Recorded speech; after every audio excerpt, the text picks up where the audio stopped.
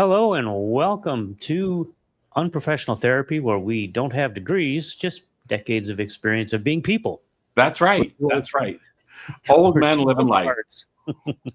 Yeah, just sitting here chatting about our problems that we have and maybe how we solve them, or maybe you can help us solve them. And we talk and try to fix each other. And my name is Brad. I am Michael, and like you said, Oh, we are unprofessional or unprofessional therapy. I mean, you might look professional today, but you're definitely not. So It, today, it's horrible. we're Long going to be sleep talking about a few things about control. control. Yeah. And So you have a story. yeah, it's hard to quantify into a small segment, but I can't even give it a title per se. It's just um, unrealistic expectations. I guess. There Yeah. we go. That's it. It just came to me like that. It's amazing. That's why you should watch these things, because they organically happen. Yeah. We did have a comment on if we were recording this as a live stream. And it was like, no. A little bit Wow. of There'd be editing, but too many F-bombs for that. No, just kidding. yes. Potential to go off the rails, though. That is a very real thing. That might be Yes. fun to do at some point. Anyhow, Maybe. unrealistic expectations. This ties into everything if you've seen past episodes, but if you're just joining us now, I spoke with a family member earlier this week. I spoke with a cousin down south where I was born. And she brought up some of the unrealistic expectations that I would have been forced to deal with had I stayed in Michigan, where I grew up from the ages of 4 to 18. Where we grew up. Fair enough. And so I think we both came to the same conclusion for different reasons without discussing this back then too.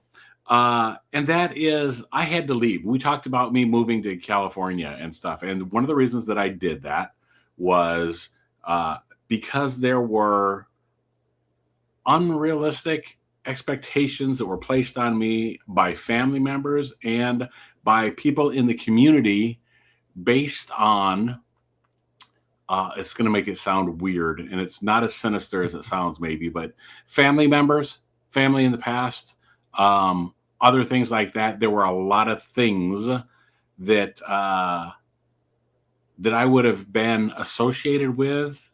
Does that make sense? I'm trying Just not to guilty be by too... association because you're the Yeah, family go member. Yeah, sure. from history, from family history, right? Yeah, exactly. And so it was important to get away from that and make a fresh start. There's a smaller version of this too, but I think you said you kind of did the same thing. Is that? Yeah. When we were in high school and senior year, and everybody's like, "What college are you going to go to?" and all that, I had applied to only a couple of state schools, universities, and I picked the one that no one else was going to, that I knew. I knew of one person from our community in town, the entire town, that actually went to that school. And a couple of times, they gave me a ride back and forth, just because we were both going at the same time, same weekend. But beyond that, we never saw each other, never talked to each other. And it was great because I reinvented myself. Exactly. 100% correct there. And to set the stage, we both grew up in a town of 7,000 people. So that's why there was a small and deeper influence between, you plug in your razor and the city lights dim, that kind of stuff. It was a small town. I had another one that involved going to the bathroom. I have another one that involved going to the bathroom, but we won't use that. Anyhow, the point is, it started me thinking about this, and I know this is weird and abstract and it's going all over, but we talked a little bit about the meltdown that I had recently, and I'm using that term meltdown very, very loosely because we talked already about the fact that that this was something that was only uncomfortable for a couple of hours. So I don't want anybody has a real meltdown and a real issue. I'm not comparing it to that. Yeah, because yours was like guilt. Anyway, I had words. No. Go ahead. All right. So anyhow, but what I started thinking about that was the unrealistic expectations I put on myself and so like it took time and distance and perspective to start thinking about that and say, what really happened, what went wrong, and I'm not dwelling on it, but I am thinking about it and examining it without the emotion attached to it. We're a couple of weeks out now. You and I have talked afterwards. Even that day, I took time and sat with my feelings. But I still took it out. Like I said, this conversation with my cousin from down south got me to re-examine these things and to draw parallels and connections between these things. And I started thinking about the unrealistic expectations I was putting on myself as to what was going to happen. We already defined explain your unrealistic. What were you expecting to see or do? So I'm trying not to sound like a big old jerk or somebody that's self-absorbed or narcissistic, but I'll just throw it out there. And if you know me, I'm generally not narcissistic. I don't think. Maybe. No, he's not. Okay. So, but here's the thing. I was used to going or being at the game store. This again revolves around game. I'm used to going there and feeling comfortable and being somebody that was able to go into those spaces, and I don't want to say have people. You were a regular. You were a regular. So I was a regular. Knew you. Right. And beyond that, though, too, because people knew me, my personality or whatever would draw people in. But it took a while to get to know me. I was expecting that same thing just to happen. I was expecting to be greeted with the same openness that I tried to extend to people. And again, I realize now that that's not how the world works. Generally speaking, people aren't entirely open, and it's changed a lot going from California to Arizona. Things are far better here, far more open. And I just expected that to carry through to the games. But as somebody else pointed out to me recently, my friend from the Netherlands, people that play Magic aren't always the most well-adjusted and socially graceful people. I don't know what else to say. No comment. Well, you play Magic. You know exactly what I'm talking about. I haven't played in years because no place to play here. And they all speak a different language. Now, I have a question for you about this. Do you think, was it more expectations or more you were conditioned because of the multiple hundreds of times that you went to the store, you became conditioned, Pavlov's dog type thing? It was a perfect storm of a lot of things going wrong for me. And again, you can go back to that episode if you want to. No, I'm talking about the reason you expected these things is because your brain had become conditioned to experiencing those in California, and that was your pattern. You were in a pattern, and now you're in a new place, and that pattern doesn't exist. So help. So it's a great question, and I'm taking that differently. Even regardless of how you meant it, I'm taking that differently because I'm thinking that has more to do with me than it has to do with everybody else. And I think that's the connection I made also with where we grew up. The expectations, real or imagined, were on me putting them there. I didn't need to do that. And I think that speaks more to me. So yeah, I mean, I guess, I was already conditioned to do that. And I don't know how I could change the outside influences. I can't. So I have to change the internal influences. Right. And that's, how are you doing with your whole thing now? I mean, are you adjusting? What are you doing to? I'm on my way to the LGS later on today. Ooh. Getting back on the horse. What are your expectations? My expectations are virtually none. I hope to go there and get a couple of games, and if I don't, that's fine. If I, so I've managed my expectations. That's probably a good thing. Yeah, I'm sure it is as well. So I pushed myself outside my comfort zone by thinking I have to go do this. I don't want to think too much about I have to do it, but I want to do it, and I want Yeah, it's more of a to. want. I don't think you feel like you have to. You Well, I enjoy kind of meeting did. new people. It was a. I don't see that's a lie. That's Well, you I hate whether meeting you new think so people. or It's not, awful you kind of do. You like to meet new people in that in that community. space. In that space, sure. Yeah, yeah. I mean, Um, you don't want to go to the train station and meet a bunch of new people. no, and those are the things that are well outside my comfort zone. And so that's the point, though, is the fact that even meeting people that I should easily connect with, it doesn't feel natural to me. I am an introvert by nature, but I can put on an extroverted personality. I'm so jealous of what you do because you make it seem so effortlessly. What do you mean jealous of what I do? Because I've seen you talk to people. I've watched you engage. Watching your videos could be completely put on. You might be a great actor. Maybe that's it. But you've seemed so at ease with yourself talking to other people. And I don't feel like I have that. Boy, that Whether brings it's us true right or not. into the topic. What's that? That brings us completely into the topic that I Oh, want to talk about. I mean, you had no idea that did that. okay. Perfect. So, how do I feel so comfortable? Please tell me. I don't care. That I works let it too. go. I let it go. Okay. Because we're in my personality, I'm a control freak. My wife is also a control freak. She's neither one of us are really that bad. Her sisters are really control freak.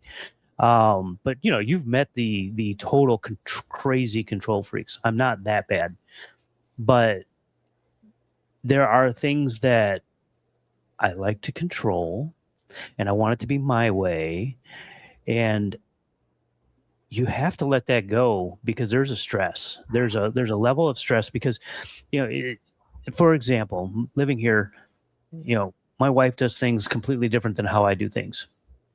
Okay. Well, I don't want to do those things. So I let it go. It's like she's not doing it wrong. She's not wrong, even though as a control freak, you're thinking that's wrong. It's not wrong.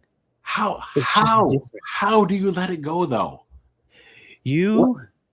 just you okay. That is a hard. It's not easy No. because I struggle there. I mean, I have like stupid habits or whatever that actually drove a ex-girlfriend a little bonkers. But you have to just start realizing it's not that important. It's kind of like it being in any relationship. It's you pick your fights. It's like, is this worth it? Is this worth in your control freakness? You have to go, is my way, is it so important that it has to be done my way? 99% of the time, the answer is no. Unless you're putting out a fire and you're a fireman and you know your damn job, then that might be a little more important to take control. But most of the time in life, it's not that important. Now, what did help me was public speaking. Okay. Public speaking really, really took me out of my shell. And I think we talked about this when I was a tour manager, when I took classes, Okay. and my first day of talking on a mic was, I mean, I was the worst stutterer on the planet. By the end of 2 weeks, I was like this.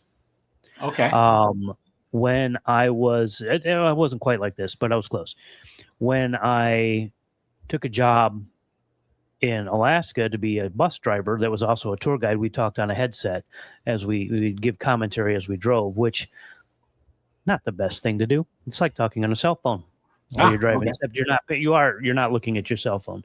Right. But anyway, So, That completely helped me get comfortable with talking in public. okay. And once you're talking in public, this is what that is. Okay. So my question to you, well, first of all, a statement and then a question. Mhm. You saying that it didn't matter that much was like, okay, boom, a light bulb went off in my head. Sure, none of this stuff matters. Right. Okay.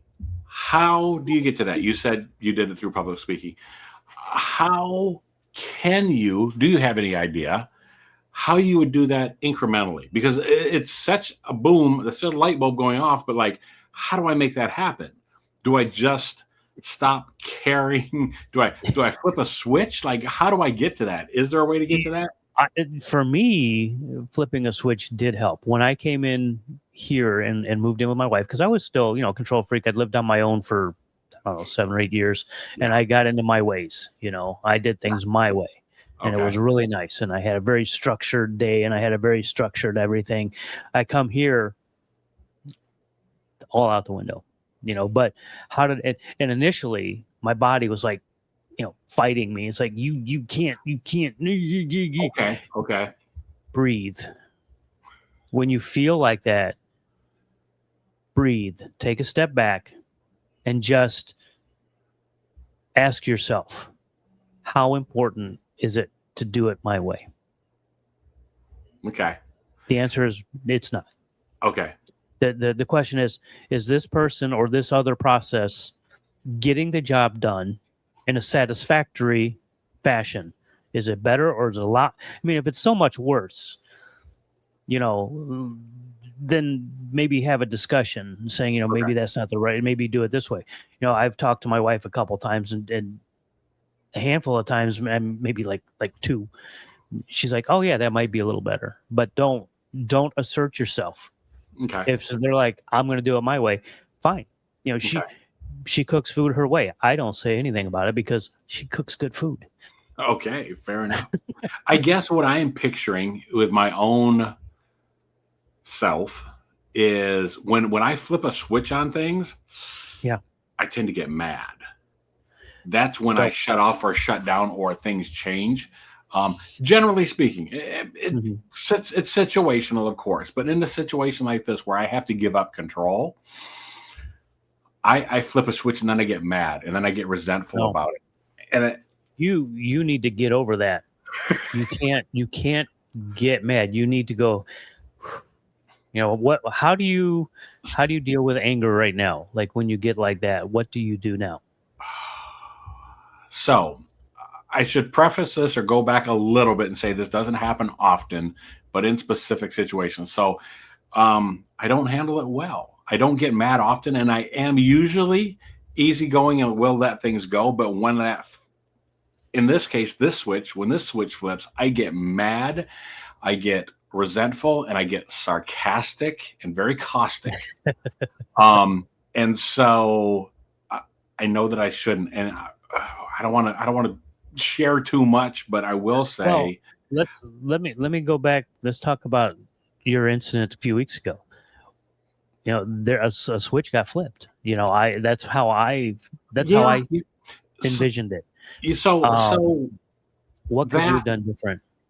So the things that I did back then, I took the time and examined it. Like we've had these talks in my mind. I just made the decision. Like I have to sit with this again. Breathe. I have to breathe. I took my lunch. I had a lunch. I sat down. I thought about what was going on. I thought about these things. Self-reflection is tremendous. In anger situations or in situations where things are beyond my control or I'm forced to deal with somebody that is infuriating. Wow, we've shifted course. Like now we're talking about anger management at this point, but this is what these things are for, right? They're for yeah. I mean, if you have anger issues because you're not in control, that's an issue. You can maybe not being in control is your trigger. Yeah. Well, it's in this case, it's I want to say dealing with somebody stupid, somebody that's intractable and whatever. And so it's been pointed out to me that I lash out in passive aggressive ways is, I guess, the best way to describe it. Like I said, the I do that. sarcasm and Mhm. and I realize that if I don't check myself, if I don't, um, I spend a lot of time biting my tongue, Yeah, and me too. I feel like, We so have to be careful. I'm glad that we're discussing this now, Mhm. because my potential incidents, are Mhm. going to increase greatly over the next few years. Mhm. And there's nothing I can do about that. So Mhm. it's better that we have this talk now, and I start doing the self-examining, and I start doing that. Um, One, I could remove myself from the situation. The one thing that I can do as much as I can. The other thing that I'm understanding too is, and this kind of ties back into the other things we were talking about, moving to a new place, I've imposed a self exile, kind of, because of our situation and how it moved, how the move to Arizona came about, and so on. I've kind of been in this self imposed exile for a year. And now that the year has passed, coincidentally, or perhaps because of it, um, we and I include my wife in this, are starting to get out to meet other people in more social situations, which is not comfortable for either of us. Again, this goes back to being an introvert. I want to meet Mhm. people on my own terms, or this neutral ground, or whatever. So anyhow, Control we're meeting freak. some people.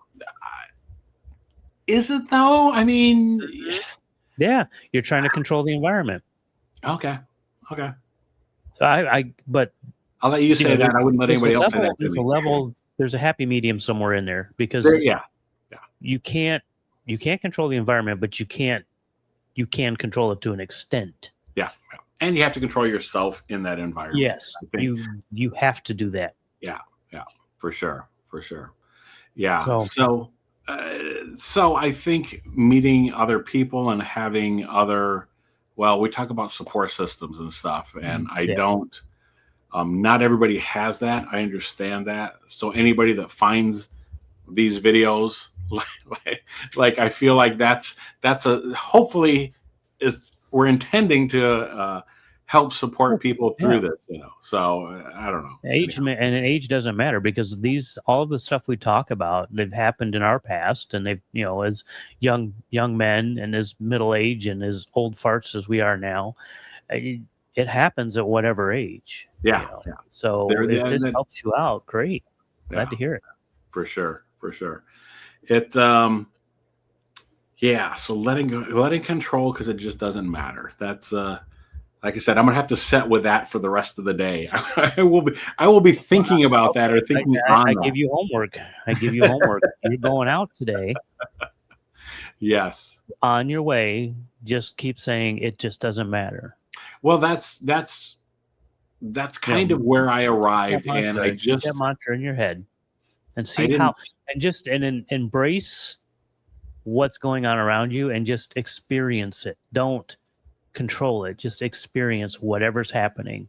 Right. Unless, of course, it's really negative, then get the heck out. If I start to panic or whatever, but I'm not going to do Yeah, that, well, I don't because think it you're gonna. I doesn't think you matter. have less opportunity to panic if you are in a more relaxed state and not Yeah, and with zero expectations. yeah, yeah, Your panic level will be much, much worse. Just keep your expectations to zero. You know, realize it's out of your control and just roll with the punches. yeah, yeah. I've learned to roll with the punches in the last 2-3 years here because I don't have a choice. Immigration says I have to do this.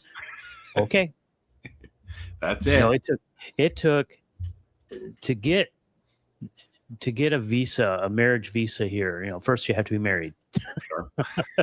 Starting with You that. know that there is that to a national, a Thai national, and then there's a stringent thing. It's like you have to have X amount of baht in a bank account, but getting a bank account without a visa is a challenge. Oh, yeah, But you roll with it. yeah, You just go, okay, how do I make this work? You don't say, what do I got to do? Or what's, oh my God, just, well, how do I make it work? just how do you make it happen? Yeah. Okay. Yeah, and I had to roll with the punches every time we would go to immigration. Like, oh no, you missed this. We go back, and, so luckily I think we did 2 trips to immigration. One was we had 30 days to come back. So you had somebody else to talk with about this, though, too. Obviously, you were pulling together, both of you, to work with. Yeah, but neither one of us had any experience of getting. She was on a couple Facebook groups, and it's like, that's cool that they're giving you this advice, but we're talking to the person who gives us the visa. Right. And the immigration was helpful. They're like, no, you need to do this. And it's like, well, how do I do that? And if they didn't know, then we had to fall back to the Facebook group. So we had to keep, it was I was completely out of control. I had no control. So that was probably one of the biggest eye openers for me to go, okay, just do what you got to do and see what happens. Okay. I guess my point too there was, though, that you had, and it helps if the officials are pulling for you too, or at least there to help and are willing. I'm going to sound like I'm talking down against California again, but like, so many people there were so unhelpful. And I don't know, I don't want to put it off on the state, but I'll blame the state because the state can't sue me. Maybe it can. I don't know. Anyhow, my point being that the attitude that you're met with can reflect a lot on you too. So be aware of those things. And I guess that's I don't know if that's the closing thought for this is be mindful, be aware of outside and inside influences. Yeah. And stop being a control freak. Can you control the weather? No. Yes. I'm a cloud burster. I listen to Coast to Coast. That's a different game. We'll save that for another time. In the meantime, like, comment, subscribe, share this with somebody. That's the thing you could really do that would be most helpful. If you find any value in this whatsoever or entertained in any way, please share this with somebody else. Remember, it's Unprofessional Therapy, no degrees, just decades. I have been Michael. I've been Brad. Thanks for joining us. Bye. Bye.